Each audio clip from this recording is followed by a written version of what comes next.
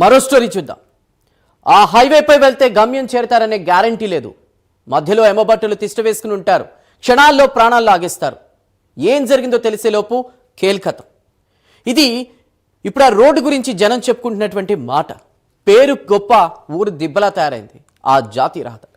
పేరుకే జాతీయ రహదారి, కానీ ఎక్కడా సరైన వస్తువులు లేవు. గల్లీ రోడ్డు కంటే కూడా దారుణంగా ఉంది పరిస్థితి.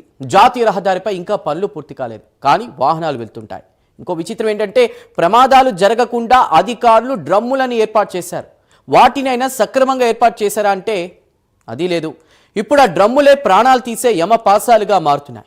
నిత్యం వేలాది మంది ప్రయాణికులు రాకపోకలతో రద్దీగా ఉండే జాతీయ రహదారిలో ప్రయాణం చేయాలంటే వాహనదారులు హడలిపోతున్నారు. నెల వ్యవధిలోనే వరుస ప్రమాదాలు జరగడం, కొందరు మృత్యువాత పడడం సర్వత్రా కూడా ఆందోళన కలిగిస్తోంది. ఇంతకీ ఆ డ్రమ్ములేంటి? డ్రమ్ములకు మరణాలకు సంబంధం ఏంటి? వరుసగా జరుగుతున్న ఈ మరణాలకు బాధ్యులెవరు?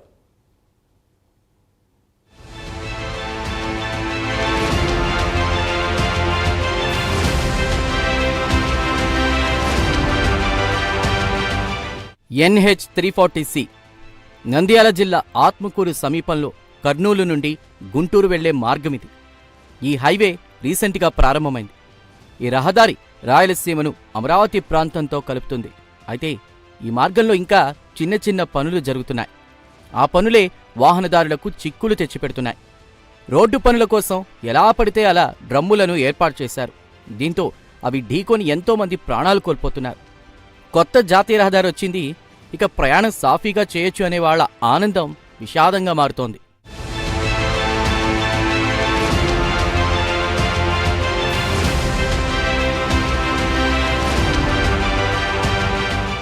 NH340Cలో భానుముక్కల టర్నింగ్ పాయింట్. ఇదే ఈ హైవేలో కీలకమైన స్థలం. మృత్యువుకు కేరాఫ్గా మారిన స్థలం ఇదే. ఈ ప్రాంతంలోనే నెల రోజుల వ్యవధిలోనే ఎన్నో ప్రమాదాలు జరిగాయి. రెప్పపాటిలో సంభవిస్తున్న రోడ్డు ప్రమాదాలు ఎన్నో కుటుంబాలను అనాథలుగా మార్చేస్తున్నాయి. ఆత్మకూరులోని బొందిలిగేరి ప్రాంతానికి చెందిన లారీ డ్రైవర్ శ్రీను పనులు ముగించుకుని ఇంటికి వెళుతుండగా భానుముక్కల టర్నింగ్ వద్ద క్షణంలో అంతా మారిపోయింది. హైవేపై ఉన్నటువంటి సూచిక డ్రమ్ములను ఢీకొని శ్రీను అక్కడికక్కడే ప్రాణాలు విడిచాడు. అయితే ఈ ప్రాంతంలో ప్రమాదాలు జరగడం ఇదే మొదటిసారి కాదు. సరిగ్గా నెల రోజుల వ్యవధిలోనే ఇదే ప్రాంతంలో 2 యువకులు ప్రాణాలు కోల్పోవడం కలకలం రేపుతోంది.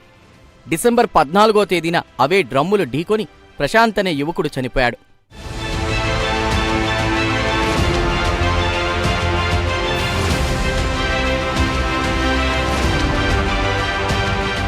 ప్రాణాలు పోతున్న ఘటనలు కొన్నైతే గాయాల పాలవుతున్నవి మరికొన్ని.